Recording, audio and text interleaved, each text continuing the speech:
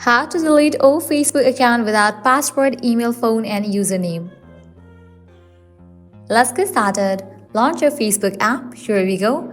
You will land to the home page. Now at the top right corner, you will find the search icon. Click on it. At the very top, you will see the search box. Over there, type in the username of the account that you want to delete. Head towards the profile page of that Facebook account. Once you land to the profile page, click on three dots. Then click on the option of report profile. Select the option of pretending to be someone. Click on the option of me. Click on submit. Click on next. Click on done. Once you have reported this profile, you will be good to go. You can ask your friends and family as well to report this profile. Once this Facebook account is reported by maximum number of people, this account will be deleted.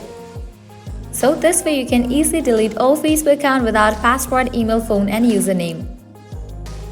At the end, if you guys find this video helpful, smash that like button, share and subscribe to our channel. Thanks for watching.